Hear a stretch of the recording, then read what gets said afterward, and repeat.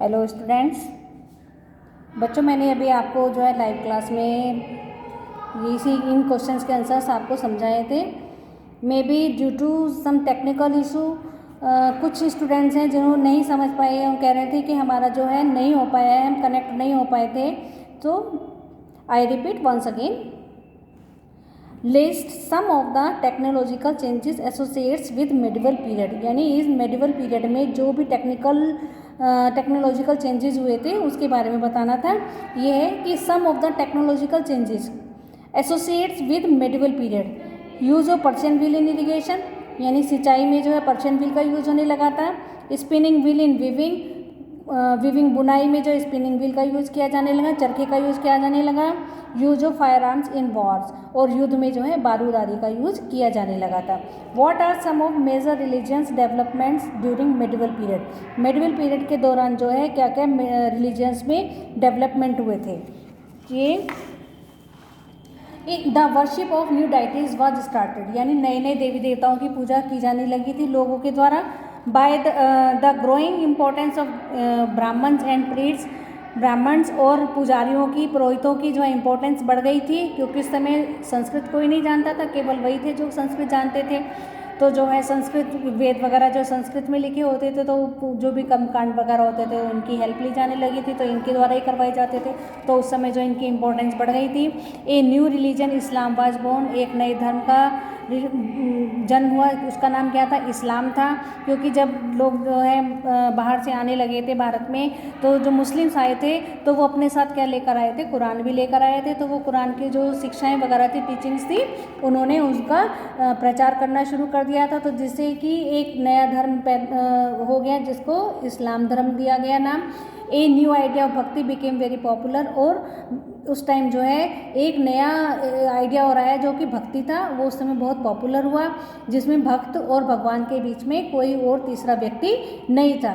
भक्त और भगवान सीधे आपसी, जैसे बोलते हैं ना, आपसी बातचीत कर सकते थे। बातचीत का मतलब वो है भक्त और भगवान, जैसे भी भक्त का मन किया उसने अपनी पूजा की। ठीक है। In what ways has the meaning of the term Hindustan changed over the century, यानी साल दर साल या शताब्दियों में क्या क्या परिवर्तन हुआ था। उस परिवर्तन क्या, हिंदुस्तान को जो है क्या कहा जाता था अब।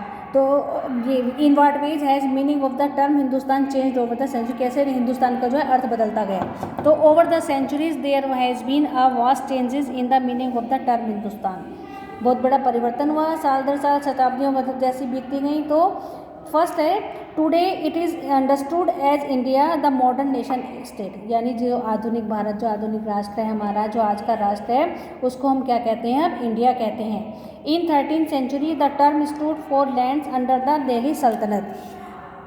अब ये जो है कि 13वीं शताब्दी में, 13वीं शताब्दी यानी आज से 700-800 साल पहले, इसका अर्थ क्या था कि जो एरिया दिल्ली सल्तनत के अंडर में थे वो क्या कहलाए जाते थे? हिंदुस्तान कहलाए जाते थे। Babur use the term to describe the geography, culture and fun of subcontinent. तो और बाबर ने जो इसको ज्योग्राफी के आधार पर इसको डिस्क्राइब किया था कि वहाँ की संस्कृति कैसी है, वहाँ के पेड़ पौधे कैसे हैं इस उपमहाद्वीप के। ठीक है। तो इसको जो है बाबर ने उसकी ज्योग्राफी के बेस पर उसको डिस्क्राइब किया था।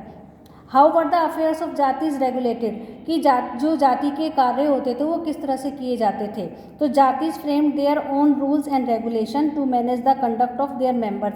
तो जो जातिज थी वो अपने ही नियमों को मानती थी, क्या करती थी? To manage the conduct of their members, अपने जो मेंबर्स होते हैं उन सदस्यों को नियंत्रण में रखने के लिए, उसको अपने नियंत्रण में रखने के लिए, उनके मतलब मैनेज करने के लिए वो अपने ही नियमों को बनाते थे। These regulation was enforced by an assembly of elders, और ये जो नियम होते थे वो एक बड़े बुजुर्गों की असेंबली होती थी, उनके द्वारा बनाए जाते थे। Describe in some areas as jati panchayat, जहाँ पर इन बुजुर्गों की जो असेंबली थी, कुछ इलाकों में उनको क्या नाम दिया जाता था? जाति panchayat. Next, what does the term pan regional empire mean, कि पैन रीजनल का क्या मीन है? इसका है कि the term pan regional empire means the empire crossing its region and spreading over several other regions.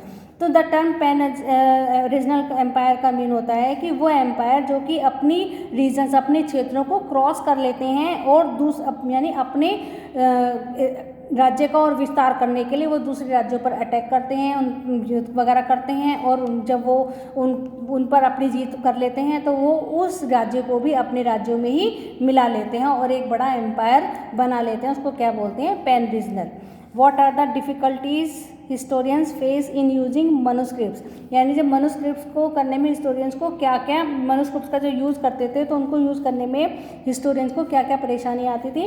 तो मनुस्क्रिप्ट्स आर हैंड रिटन। मनुस्क्रिप्ट्स कैसी होती थी बेटा? उस समय हैंड रिटन होती थी, हाथों द्वारा लिखी जाती थी।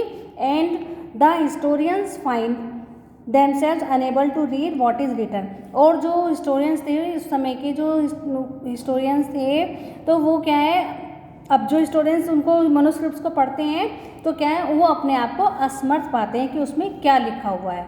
ओके, ठीक है बेटा, इस वर्क को आप अपनी कॉपी में करेंगे, हिस्ट्री कॉपी में। Okay, thank you.